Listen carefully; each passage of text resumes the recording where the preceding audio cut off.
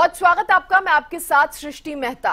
तो सवाल आज हम उठा रहे हैं कि आखिर क्यों देनी पड़ी चेतावनी। जी हां, कांग्रेस में गुटबाजी को लेकर प्रदेश प्रभारी सख्त नजर आए हैं और इसके लिए उन्होंने चेतावनी भरा एक लेटर पार्टी नेताओं को जारी कर दिया है। आपको बता दें कि दीपक बाबरिया ने पार्टी नेताओं को चेतावनी देते हुए कहा, गुटबाजी के चलते वोटिंग प्रभावित नहीं होनी चाहिए। नेताओं की नकारात्मक भूमिका मिलने पर एक्शन लिया जाएगा। क्षेत्र में कम मतदान होने पर भी विधानसभा चुनाव में दावेदारी जो है वो कमजोर है। हरियाणा में लोकसभा चुनाव को लेकर प्रचार जोरों पर है। सभी राजनीतिक पार्टियां अपने उम्मीदवारों के लिए प्रचार प्रसार कर रही हैं। स्टार प्रचारक मैदान में है, लेकिन कांग्रेस के लिए वही ढाक के 3 पात। कांग्रेस अपनी आपसी गुटबाजी से इतनी ज्यादा परेशान है कि प्रदेश प्रभारी को एक चेतावनी तक जारी करनी पड़ गई है। प्रदेश प्रभारी दीपक बाबरिया ने पत्र जारी करते हुए चेतावनी में कहा है कि लोकसभा चुनाव परिणामों में जिनके भी हलके में कांग्रेस के पक्ष में मतदान कमजोर होता है या जिनकी भूमिका नकारात्मक नजर आई, उन सभी की विधानसभा चुनाव में टिकट की दावेदारी जो है कमजोर होगी। ये बहुत बड़ी चेतावनी जो है वो दीपक बाबरिया की तरफ से जारी की गई है। हालांकि देखिए, निर्णय तो ये जरूर हाईकमान का ही होगा, क्योंकि हाईकमान भी खुद परेशान नजर आ रहा है। कांग्रेस में जिस तरह की गुटबाजियां चल रही हैं, बात हुडा गुट की हो, एसआरके गुट की हो, इसको लेकर तो सवाल उठते आए ही हैं। लेकिन अब जिस तरह से हम कई चुनावी कार्यक्रमों में कांग्रेस के देख चुके हैं कि अलग अलग गुटों के जो समर्थक हैं वो ही आपस में जमकर नारेबाजी करने लग जाते हैं, एक दूसरे से विवाद करने लग जाते हैं। और देखिए, इसका सीधा असर कांग्रेस पे पड़ेगा, जिसके लिए सख्त लहजे में दीपक बाबरिया ने ये लेटर जारी किया है और उसमें साफ कह दिया है कि गुटबाजी को लेकर अगर कोई असर इसका चुनाव पर पड़ता है, नेताओं की नकारात्मक भूमिका मिलने पर एक्शन जो है वो लिया जाएगा। देखिए, इसी पर ज्यादा बातचीत करने के लिए हरियाणा न्यूज के पॉलिटिकल एडिटर अमित तिवारी मेरे साथ जुड़ गए हैं। सबसे पहले अमित से जान लेते हैं कि इस लेटर को किस तरह से देखा जाए। अमित, क्योंकि ये तो साफ है गुटबाजी कांग्रेस में, हरियाणा कांग्रेस में दिखती आई है, लेकिन अब बात इतनी ज्यादा बढ़ गई है, कार्यक्रमों में नारेबाजी होना, समर्थकों में आपसी विवाद होना, ये बात इतनी ज्यादा बढ़ गई है कि एक लेटर लिखकर चेतावनी जारी करनी पड़ी है।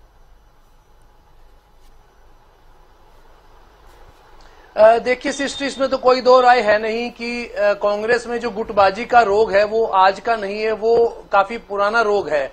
उसका जैसे जैसे इलाज किया गया वो रोग और बढ़ता गया और इसी का खामियाजा कांग्रेस को कई बार भुगतना भी पड़ा है। इस बार कांग्रेस ने मजबूती दिखाने का काम तो किया, निश्चित रूप से उन्हें टिकट वितरण में काफी देरी हुई और इसी वजह से जो एक पीछे उसका कारण था वो अंतर्कलह थी और आपसी गुटबाजी थी, धड़ेबंदी थी हरियाणा के मामले में खास तौर पर। क्योंकि यहाँ देखिए, एक और तो पूर्व मुख्यमंत्री भूपेंद्र सिंह हुड्डा का दबदबे वाला गुट है, दूसरी ओर एसआरके है जिसमें चौधरी वीरेंद्र सिंह और जुड़ गए, तो एसआरके भी हो गया है।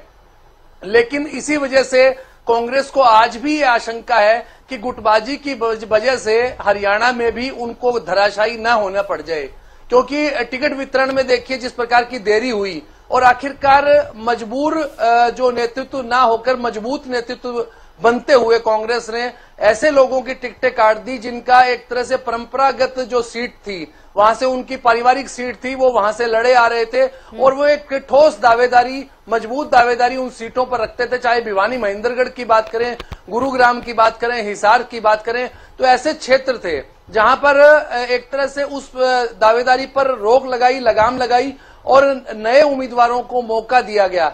और इसी वजह से ही देखिए कांग्रेस को भीतर घात से, अंतर्कलह से जूझना पड़ रहा है। चाहे कुमार यहाँ अगर बात करें किरण चौधरी की, वे भिवानी महेंद्रगढ़ में चुनाव प्रचार नहीं करते हुए दिखाई देती, वे चुनाव प्रचार करती हैं कुमारी शैलजा का सिरसा में आकर। और अगर दूसरी बात करें तो वीरेंद्र सिंह भी हिसार में कहीं नजर नहीं आते, वे प्रचार करने आते हैं कुमारी शैलजा का सिरसा में। रणदीप सुरजेवाला कैथल क्षेत्र है, वहां कुरुक्षेत्र है, वहां नहीं जाते हैं, वे आते हैं नरवाना में और सिरसा के दूसरे इलाकों में। तो वो गुट तो एक तरफ से कुमारी शैलजा को आगे करके लड़ाई अपनी आगे एक तरह से एकजुटता दिखा रहा है और दूसरी ओर जो उनके क्षेत्र हैं वहां वे चुनाव नहीं लड़ रहे। अब इसका तरीका यह निकाला गया है कि समझाइश से काम नहीं चल रहा, कांग्रेस के जितने भी नेता हैं उनको कैसे समझाया जाए, समझाइश से काम नहीं चल रहा। अब दीपक बावरिया प्रदेश प्रभारी हैं, राष्ट्रीय महासचिव है, उनकी ओर से एक सख्ती से भरा, सख्त अल्फाजों से भरा एक तल्ख पत्र, एक चेतावनी पत्र जिसे कहा जाएगा वो भेजा गया है। अब इस चेतावनी पत्र के जरिए उससे पहले मैं दो खास मेहमान भी जुड़ गए हैं। प्रोफेसर विदु रावल जुड़े हैं, बीजेपी प्रवक्ता हैं, साथ मेरे बाल मुकुंद शर्मा कांग्रेस के प्रवक्ता भी जुड़ गए हैं। आप दोनों का बहुत स्वागत है। विदु रावल जी, मैं आपसे सवाल करूंगी, लेकिन उससे पहले मैं बाल मुकुंद शर्मा जी से ये समझना चाहूंगी, ये जो लेटर सामने आया है, बाल मुकुंद जी, क्या हाईकमान ये समझ रहा है कि हरियाणा कांग्रेस में खास तौर पर गुटबाजी जो है वो कम होने का नाम नहीं ले रही है? गुटबाजी इतनी ज्यादा बढ़ गई है कि जब अब कार्यक्रम भी होते हैं, जनसभाएं भी होती हैं, वहां पर भी नारेबाजी होने लगती है, तो कंट्रोल कर पाना मुश्किल हो रहा है क्या, जिसके लिए लेटर जारी करना पड़ा? देखिए, मीडिया लोकतंत्र का चौथा स्तंभ है और उम्मीद करते हैं कभी कभार तो रिपोर्टिंग साफ सुथरी होनी चाहिए, लेकिन फिर भी हमारे पास आप हमें मौका देते हैं, इसके लिए भी आपका धन्यवाद है। कुमारी शैलजा जो हमारी सांसद की कैंडिडेट है संसद में जाने के लिए, जिनको लोग मैंडेट देंगे, वो 5 नंबर की एमपी है, इतनी सीनियर लीडर हैं। दीपेंद्र हुड्डा सिंह 4 बार के मेंबर ऑफ पार्लियामेंट हैं। अरे जिनका फोटोवॉल सड़कों पर उतर रहा है, बीजेपी सर्वे कराती है, नाम आता कैप्टन अभिमन्यु और कुलदीप बिश्नोई का इशार से टिकट दे देती है उम्र दराज आदमी रणजीत सिंह जो बाहरी कैंडिडेट है, इसलिए कि उनको निपटाना है। वहां एक महिला नेत्री सुनीता दुग्गल, सर्वे में उसका नाम आता है, टिकट दे देते हैं बाहर से कैंडिडेट लाकर के अक्टूबर को, क्योंकि सुनीता दुग्गल को निपटाना है। कांग्रेस ने मेरिट पे टिकट दी है, विधायकों को टिकट दी है, 4 वर्ग एमपीओ को टिकट दी है।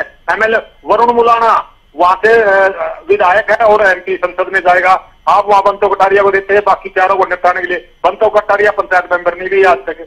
मुख्यमंत्री जी सबको निपटाने में लगे हुए हैं, पूर्व मुख्यमंत्री, उन्होंने मुख्यमंत्री अपने तेले को बनाया, सीनियरों को नजरअंदाज किया, निष्पक्षता की बात कर रहे हैं, मौका दिया, उस मौके लेटर कांग्रेस ने जारी किया। देखिए, आपको मैंने मौका दिया, लेकिन आप मुद्दे से, मुझे लग रहा है कि शायद आप उस मुद्दे पर जवाब नहीं देना चाह रहे। आपकी तरफ से जो लेटर जारी किया, मैं उस पर आपसे सवाल पूछ रही हूँ। वो लेटर तो एक जो हमारा सीनियर लीडर होते हैं, जैसे हमारी आज मुखिया, वो कांग्रेस की तरफ से हरियाणा को, पूरे हरियाणा को कवर करते हैं प्रदीप बावरिया जी, तो बावरिया जी तो सबको लेटर लिखेंगे जी। वो बावरिया जी की तो जिम्मेवारी बढ़ती है, कांग्रेस को एक परिवार के मुखिया होने के नाते लेटर लिखेंगे।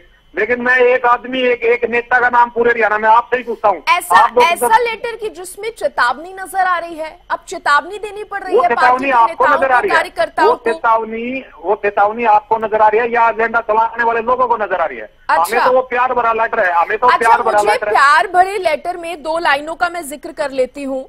इसमें लिखा है, लोकसभा चुनाव परिणामों में जिनके भी क्षेत्र या हलके में कांग्रेस के पक्ष में मतदान कमजोर या जिन लोगों की भूमिका नकारात्मक होगी, उन सभी का विधानसभा चुनावों में टिकट का दावा कमजोर हो जाएगा। ये प्यार भरा लेटर तो नजर नहीं आ रहा, मुझे तो इसमें चेतावनी ही नजर आ रही है।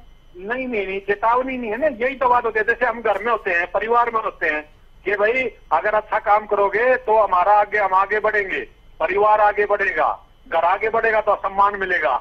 ये चीजें तो एक प्यार की क्या बोलते हैं आप उसको, प्रोत्साहित करने के लिए हम हर जगह लिखते। पहले हम पत्र ही लिखते थे, ये तो मीडिया में अभी 10 साल से आईटी क्रांति, संचार क्रांति आई है। पत्थर के बड़े भाव होते थे, हम संभाल के रखते थे फिर पत्थर को।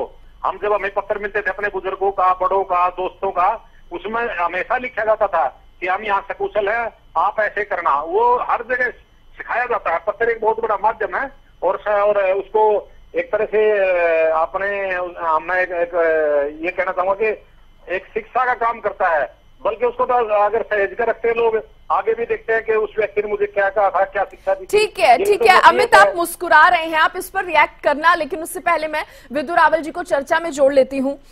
विदु रावल जी, देखिए, बीजेपी पर भी कटाक्ष हुआ है, कुछ मुद्दों का जिक्र यहाँ पर बीजेपी को लेकर किया गया है, उस पर मैं आपसे पूछूंगी सवाल, लेकिन पहले तो आपने सुना बाल मुकुंद जी को भी, वो कह रहे हैं कि ये तो प्यार भरा लेटर है, समझाया जा रहा है।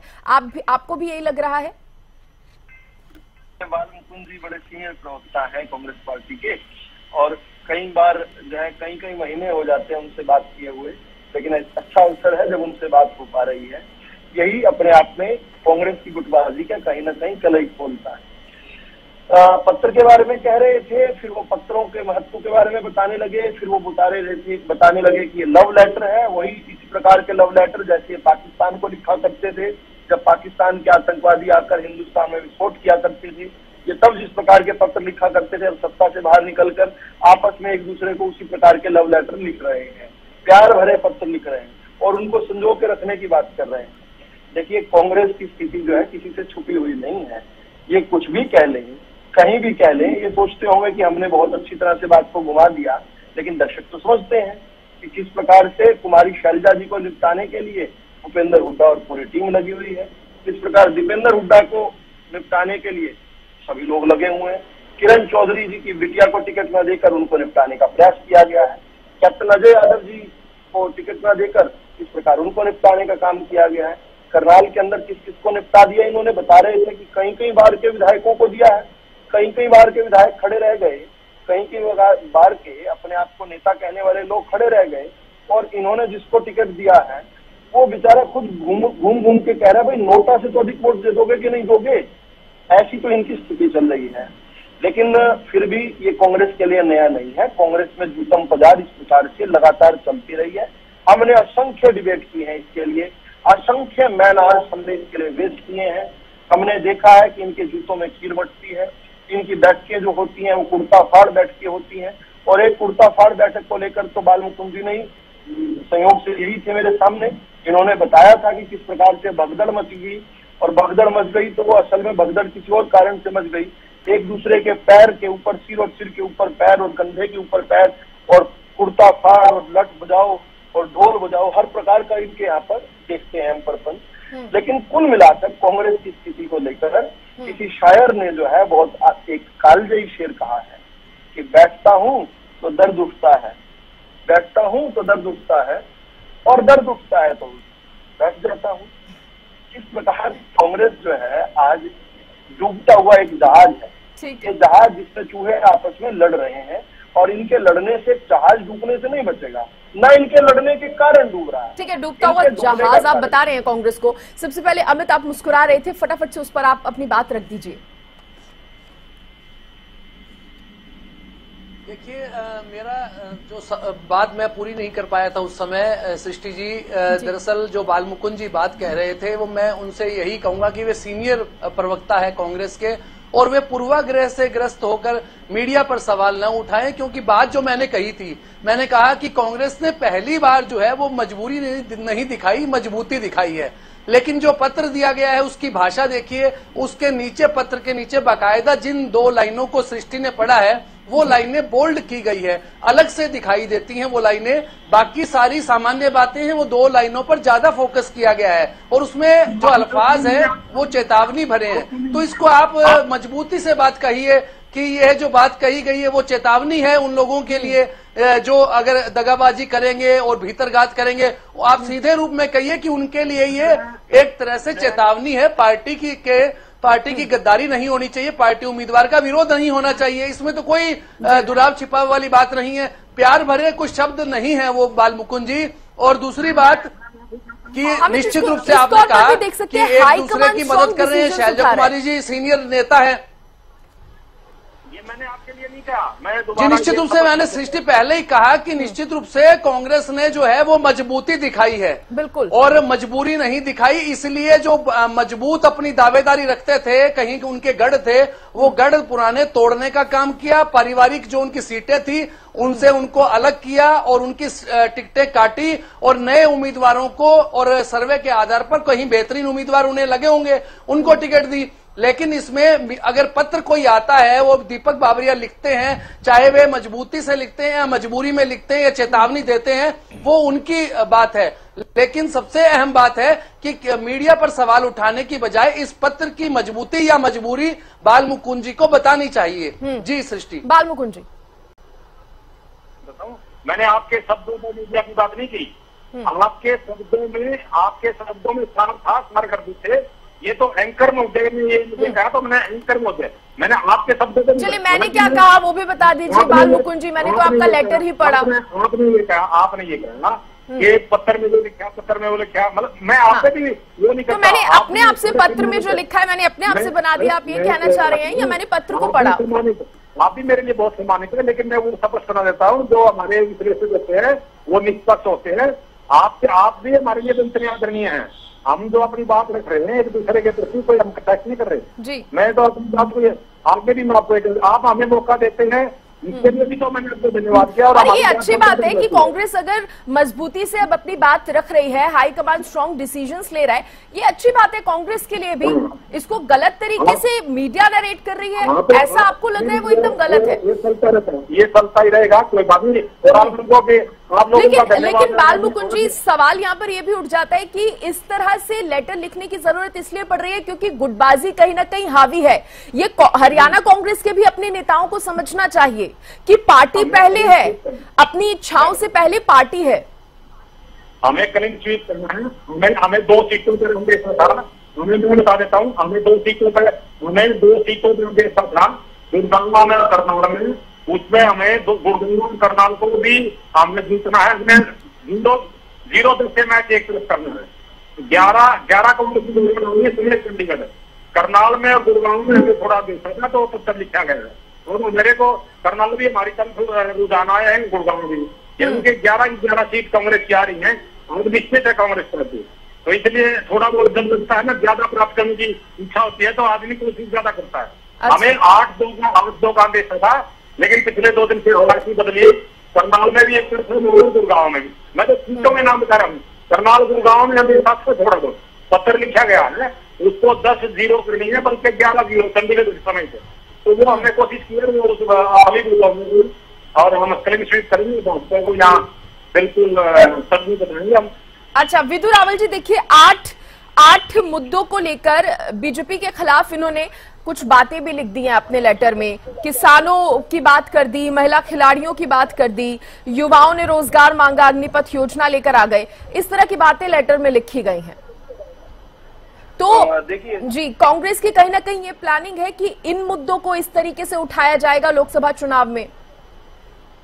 देखिए, कांग्रेस के प्रभारी को पत्र के अंदर इस प्रकार की कृत्रिम मुद्दे लिखने पड़ रहे हैं। मैं बड़ा हैरान हूं कि किस प्रकार से कांग्रेस के प्रभारी को अपने नेताओं को एड्रेस करने के लिए जो पत्र लिख रहे हैं, उसके अंदर इस प्रकार के विषय रखने पड़ रहे हैं जिनको चिल्ला कर ये थक गए। जनता जिनको सुनने और स्वीकार करने को तैयार नहीं है। किसानों की बात वो लोग करते हैं जिन्होंने किसान को निर्धन रखा, जिन्होंने किसान को मजबूर किया आत्महत्याओं के लिए। 25 साल जो कांग्रेस के 2014 से पहले के रहे, उसमें 4.5 लाख किसानों ने आत्महत्या की। 1991 से लेकर 2001 तक के 3 जो सेंसेक्स है, 1991 का, 2001 का और 2011 का, उसमें साफ तौर पर कहा गया कि 1 करोड़ किसानों ने किसानी छोड़कर अन्य व्यवसायों की तरफ गए। ये वो लोग हैं जो किसानी को खत्म करने पर आतुर थे। किस प्रकार से आज यहाँ पर बैठकर घड़ियाली आंसू बहाते हैं, और किसानों ने तो इनको सत्ता से बाहर निकाला। अगर ये इतने अच्छे होते तो क्या देश के किसान इनको सत्ता से जाने देते? ये तो ये सोच कर आए थे जब तक जिएंगे राज करेंगे, पुश्ते राज करेंगे। ये तो डायनेस्टी, ये पूरी की पूरी डायनेस्टी जो है ये सोच कर आई थी कि राजा का बेटा राजा बनेगा, बेटा जो है राजा जो है उसका बेटा तो बनेगा, राजमाता की कोख से निकलेगा बेटा, जनता की कोख से नहीं निकलेगा। लेकिन इसके बावजूद अगर किसानों ने इनको नकारा है तो मुझे लगता है कि इनके प्रति विश्वसनीयता नहीं है। ये अग्निवीर योजना की बात करते हैं, सेना ने तैयार की है। सेना को अपने लिए बेहतर उपकरण क्या हो वो तय करना है। ठीक है, उस जरिए रोजगार मिलता है, लेकिन रोजगार से ज्यादा प्राथमिक देश की सुरक्षा है। अगर सेना ये कहती है कि एजिंग सेना हो रही है, बूढ़ी हो रही है सेना, हमें एट पार अपने जो शत्रु हैं उनके सामने खड़े होकर एक सशक्त तौर पर लड़ाई लड़नी है, और उसमें भी बेस्ट ऑफिसर चाहिए। ऐसा क्यों है कि गुड़गांव के ही आपके प्रत्याशी राव इंद्रजीत अग्निवीर योजना को लेकर बयान दे देते हैं कि उस पर अगर सरकार आती है तो विचार करने की बात होगी? मैं ऐसी किसी भी बात का खंडन करता हूं। कोई किसी प्रकार का विचार नहीं। सेना को उन्मुक्त किया गया है और इसी कारण से आज सेना, भारतीय सेना चमत्कार कर पा रही है। सेनाओं को बांधकर नहीं रखा जाएगा, सेना की जो आवश्यकता है उसको पूरा किया जाएगा। अगर सेना चाहती है और सेना के द्वारा बनाई गई योजना को हम सेना के पीछे खड़े हैं, चट्टान के तौर पर खड़े हैं। देश की सीमाओं की सुरक्षा करने की जिम्मेदारी देश की सेना की है। बाल मुकुंद जी या इनकी टुच्ची पार्टी तय नहीं करेगी किस प्रकार से देश के अंदर बिल्कुल जिस पार्टी की ने हिंदुस्तान के अंदर आकर विस्फोट करके जाया करते थे आतंकवादी, और इनके प्रधानमंत्री केवल बातचीत किया करते थे, लव लेटर भेजा करते थे, ओबामा को फोन किया करते थे, ओबामा उइमा महिला खिलाड़ियों को लेकर भी इन्होंने अपनी बात रखी है कांग्रेस आज वही देश जो है और हाल ही में आपने देखा कि बृजभूषण शरण पर आरोप तय हुए हैं, तो क्या ये मुद्दा भी उठाया जाएगा कांग्रेस की तरफ से? मैं सेना की बात के बाद वहां आऊंगा। आज वही देश है, वही सेना है, वही पाकिस्तान है, और पाकिस्तान को पाकिस्तान में ठोक कर आते हैं। चीन हमारे सामने आया डोकलाम में और गलवान के अंदर, उनको हड्डी तोड़ पराक्रम झेलना पड़ा, सेनाओं को वापस लेकर जाना पड़ा।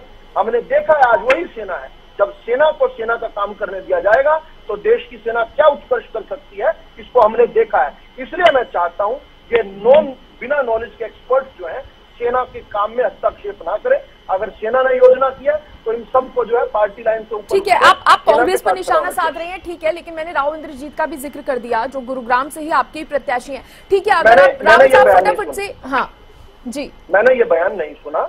अगर ऐसा उन्होंने कोई बयान दिया है, अगर इसका कोई न कोई मतलब हो, लेकिन मैं भारतीय जनता पार्टी का आधिकारिक प्रवक्ता होने के नाते स्पष्ट करना चाहता हूं कि देश की सेना के पीछे भारतीय जनता पार्टी और भारतीय जनता पार्टी की सरकार नहीं, पूरा। ठीक है रावल साहब, आप अपनी बात आगे रखिएगा, लेकिन मैं बालमुकुंद शर्मा जी से जानना चाहूंगी ये जो 8 मुद्दों का जिनका जिक्र किया गया है बालमुकुंद जी, क्या कांग्रेस इन मुद्दों को लेकर लोकसभा चुनाव में अपने दावेदारी पेश कर रही है या बीजेपी पर अटैकिंग मोड में आ रही है? देखिए, जहां तक दावेदारी की बात है, मैंने आपको जैसे पहले जिक्र किया, कोई हवाई बात नहीं है। मैं तो चाहता हूँ ये रिकॉर्डिंग करके रखना आप कि 11 की 11 सीट कांग्रेस में आएंगी। आपके पैनल पे ये बड़ा महत्वपूर्ण मैं बात कह रहा हूँ, 11 की 11 सीट कांग्रेस की आएंगी।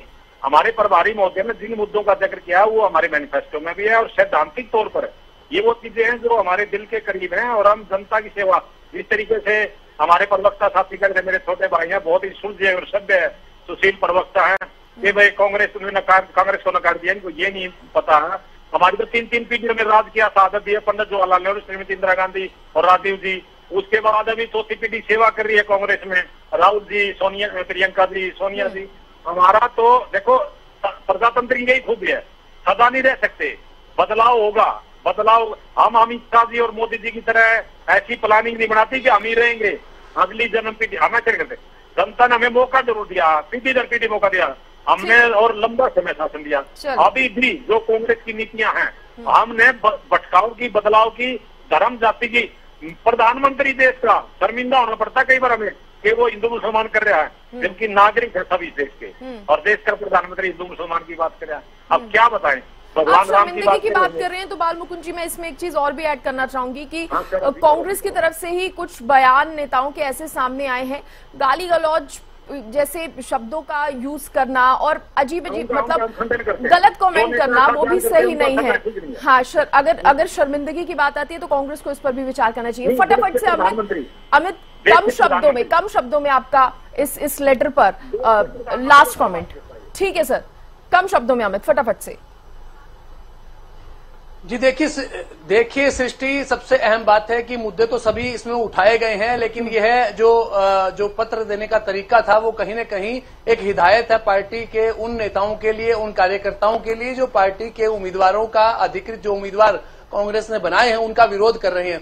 अब इस लेटर का कितना असर पड़ता है ये देखने वाली बात होगी, लेकिन यह जरूर एक बात है इस पूरे चुनाव में कि दिलचस्पी भरा मुकाबला देखने को मिल रहा है। लेकिन कांग्रेस जो है वो इस दिलचस्पी जो मुकाबला देखने को मिल रहा है, रोमांचकारी मुकाबला है, और कांग्रेस निश्चित रूप से कई जगह हैवी दिखाई देती है, लेकिन उनमें उसे भीतरघात का खतरा है, इसमें कोई दो राय नहीं है। इसीलिए दीपक बाबरिया की ओर से ही है पत्र भेजा गया है। देखने वाली बात होगी इसका कितना असर पार्टी के उन नेताओं पर पड़ता है जो कांग्रेस ने भाप लिया है। हाँ, हाईकमान ने भाप लिया है, जिसलिए जाकर जो चुनाव प्रचार कर रहे हैं अपनी सीटें छोड़कर, उन पर कितना असर पड़ता है। चलिए, बहुत शुक्रिया विदु रावल जी, बालमुकुंद शर्मा जी और अमित तिवारी जी, आपका जुड़ने के लिए, चर्चा में शामिल होने के लिए धन्यवाद।